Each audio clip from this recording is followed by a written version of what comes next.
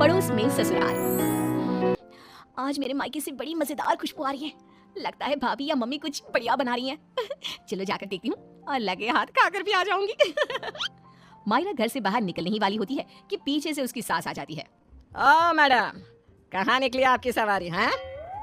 माँ जी, दरअसल वो ना आज मायके में भाभी को थोड़ा सा पेट दर्द हो गया है, बस वही तो एक अच्छी ननद होने का फर्ज निभाते हुए उनका हाल चाल पूछने जा रही हूँ मैं। कोई जरूरत नहीं है। रोज तेरे मायके में किसी ना किसी की तबीयत खराब हो ही जाती है और रोज तू फुदक के चली जाती है। हमारी ही अकल पर पत्थर पड़े थे जो पड़ोस की लड़की को ही बहू बना लिया। अब आपका मायका 100 किलोमीटर दूर है, उसमें मेरा क्या कसूर? आपका खाना बना दिया है, आटा भी गूंद दिया है, गर्मा गर्म फुल्की बनाकर खा लेना ना आप। ये है मयूरा, जिसका मायका और ससुराल दोनों भी आस पड़ोस में 2 मिनट की दूरी पर है, जिसका पूरा पूरा फायदा उठाते हुए मयूरा हर दिन मायके के चक्कर लगाती रहती है। हेलो मम्मी, हाय भाभी, क्या बात है?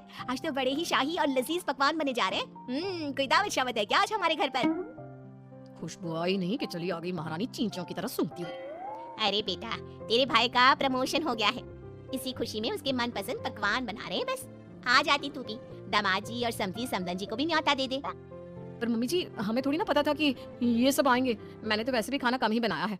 क्या भाभी, अब आपको ये तो पता है कि मेरा ससुराल पड़ोस में ही है, और आपको तो मैंने कह कर रखा है ना कि मेरे 2 एक्स्ट्रा फुलके सेक कर रख दिया करो। मुझे मम्मी के हाथ की बनी सब्जियां कितनी पसंद है। और ये बड़ी महारानी।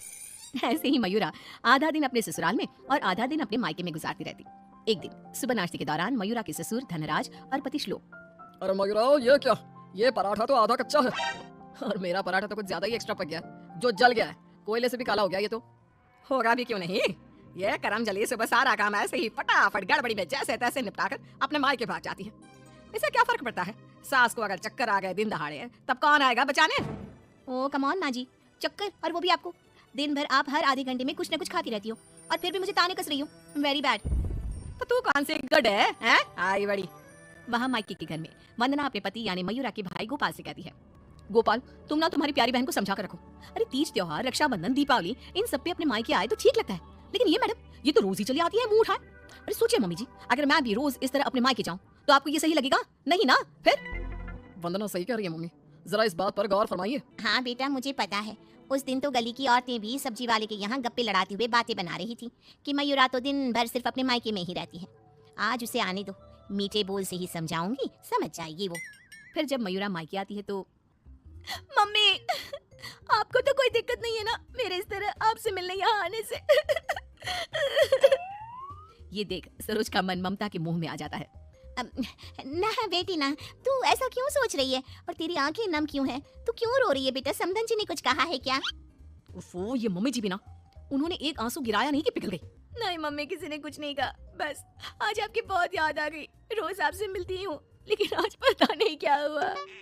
और इसी के साथ सरोज अपनी बेटी को कुछ नहीं बोल पाती और अब मयूरा का मायके में आना जाना इतना बढ़ जाता है कि वो मायके के फैसलों में भी दखल अंदाजी देने लगती है। तभी वहाँ पर बरखा आती है। अगर इतना ही परेशान हो तो उसे घर के अंदर आने ही क्यों देते हो? वो एक पाँव अपने मायके की नाव में रखती है और एक पाँव अपने ससुराल की नाव में। अगर एक नाव हटा दे तो ना चाहते हुए भी उसे दोनों पैर एक ही नाव में रखने होंगे ना। हाँ काकी, एकदम बराबर बात कर रही हैं आप। लेकिन समधन जी, आप अपनी बेटी के मुंह पे दरवाजा लगा पाती क्या? देखिए, मुझे वो सब नहीं पता। अब उसका पूरा संसार उसके ससुराल में बस चुका है, उसे वहाँ ध्यान देना चाहिए, ना कि इधर मायके में। और इसलिए आप ही हो, उसे यहाँ आने पर आप ही को रोक टोक लगानी होगी। बस यही कहने आई थी। नमस्ते। अगले दिन ससुराल में बरखा की तबीयत खराब हो जाती है और मयूरा उसे बिस्तर पर ऐसे ही छोड़कर मायके भागती है। चली गई मायके, अपनी बीमार सास को बिस्तर पर छोड़कर, निकम्मी कहीं की। रात में जब धनराज और श्लोक दफ्तर से घर लौटते हैं तब वो देखते हैं कि मयूरा घर पर नहीं है और बरखा अपने कमरे में बुखार से तप रही है, और तो और घर में कुछ खाना तक नहीं बनाया है। आज तो हद ही कर दी मयूरा बहू ने। अरे काम काज का नहीं, लेकिन कम से कम अपनी सास की तबीयत का तो लिहाज रख लिया होता। कोई फिक्र, कोई चिंता नहीं। आप ही ने तो चुनी थी ना ये बहू। कुछ देर बाद मयूरा अपने ससुराल वापस आती है। मयूरा, घड़ी देखी तुमने? हाँ, घड़ी में 2 सुइयां एक साथ कितनी प्यारी लगती है ना। बिल्कुल आपकी और मेरी जोड़ी की तरह। मैं मजाक के मूड में बिल्कुल नहीं हूँ मयूरा। तुम्हारा ये मायके से ससुराल, ससुराल से मायके घूमने का तमाशा बहुत हो गया। ये सब कब खत्म होगा? तुम्हें अंदाजा भी है, माँ अंदर 103 बुखार से तप रही है और तुम सुबह से अपने मायके में हो। बहू, अच्छा होगा कि तुम मायके जाना कम कर दो, वरना कहीं ऐसा ना हो कि एक दिन दोनों तरफ की रिश्तों की डोर टूट जाए और तुम बीच में ही लटकी रह जाओ। जी पापा जी, आप टेंशन मत लो। मैं मायके जाना तो नहीं छोड़ सकती, लेकिन मैं अपना बहुधर्म अब अच्छे से निभाऊंगी। मैं रोज माँ जी का एकदम हल्की नाजुक पत्ती की तरह ख्याल रखूंगी और आप लोगों को शिकायत का मौका भी नहीं दूंगी। पर मयूरा तो आखिर मयूरा है, इतनी जल्दी कैसे उसे किसी की बात समझ में आ जाती? ये तो उसकी डिक्शनरी में था ही नहीं। पहले वो बिना कोई काम किए मायके चली जाती थी और अब कभी कुकर को गैस पर रखकर तो कभी कपड़ों को आधे में धोता छोड़कर मायके चली जाती। उसकी इन हरकतों से ससुराल और मायके वालों को तो पहले से ही परेशानी थी, अब तो आसपास की औरतों के लिए भी मयूरा अच्छी खासी शाम की चाय की गॉसिप बन गई थी। अरे वो सरोज बहन की बिटिया मयूरा, कभी इस डाली तो कभी उस डाली फुदकती रहती है। मुझे तो दिन भर अपनी खिड़की से उसका ये सर्कस देखने में बहुत मजा आता है। अरे मैंने तो सुना है उसकी भाभी वंदना अपनी ननद को एक आंख पसंद नहीं करती। दरअसल मेरी बहू काजल और वंदना ना सहेलियां हैं, इसीलिए पता चला। पर मानना पड़ेगा सरोज को, बहुत अच्छे गुण दिए हैं उसने अपनी बेटी को। तभी वहां से गुजर रही सरोज सभी औरतों की बातों को कान लगाकर सुन लेती है और रुककर उन्हें चिल्लाते हुए कहती है, क्यों रे कलमुइयों, तुम लोगों को क्या अपनी घर गृहस्थी नहीं है जो रोज शाम को हमारी गृहस्थी की चर्चा लेकर बैठ जाती हो? हैं? बेवकूफ औरतें, पहले खुद के घर में ठीक से देख लो, फिर दूसरे के घरों में झांको। क्यों सल्ला बहन, आपका बेटा तो रोज रात को नशे में धुत लुढ़कता हुआ घर वापस आता है ना, हमने कभी कुछ बोला? और जानकी बहन, आपकी बेटी का इस महीने का 5वां बॉयफ्रेंड उसे रोज गली के कोने पर छोड़ने आता है, लेकिन हमने तो कोई बात नहीं बनाई। इतना बोलकर सरोज वहां से चली जाती है। लेकिन अब पानी सर के ऊपर जा चुका था और थक हार कर परेशान होकर दोनों परिवार वाले आपस में एक साथ मिलकर मयूरा के बारे में बात करते हैं। श्लोक, हमने बहुत बार कोशिश की कि हम मयूरा को रोके मायके आने से, लेकिन वो इतनी ढीठ है कि हमारी बातों को कान के पीछे ही डाले जा रही है। अब पता नहीं वो ये सब जानबूझकर कर रही है या फिर सच में। समतन जी, समधी जी, अब जो भी हल निकालना है आप ही निकाल सकते हैं। दामाद जी कुछ तो कीजिए। कुछ तो आपको करना चाहिए था सरोज जी। अरे बरखा, जैसे हम बहू को रस्सी से बांध कर नहीं रख सकते, वैसे ही एक माँ होने के नाते सरोज जी भी मयूरा को मायके में प्रवेश करने से नहीं रोक सकती। अरे उसने पूरा बचपन बिताया है वहां पर। लेकिन अब नहीं, अब तो इस सब का एक ही रास्ता है।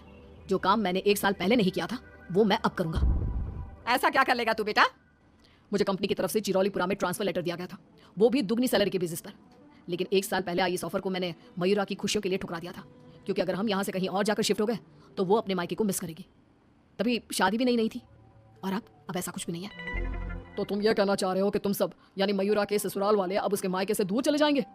जी हाँ, मैं इस ऑफर को अभी भी एक्सेप्ट कर सकता हूँ और फिर हम सब यहाँ से चले जाएंगे। अब हम और कर भी क्या सकते हैं?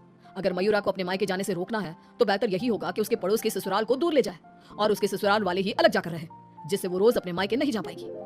सभी श्लोक के इस फैसले पर सहमति जताते हैं और फिर मयूरा अपने पति की ट्रांसफर की वजह से शिफ्ट होने की बात को साधारण समझकर अपने मायके से दूर चली जाती है। जो भी कहो, सही मायनों में बहू विदा करके तो मैं अब लाई हूँ।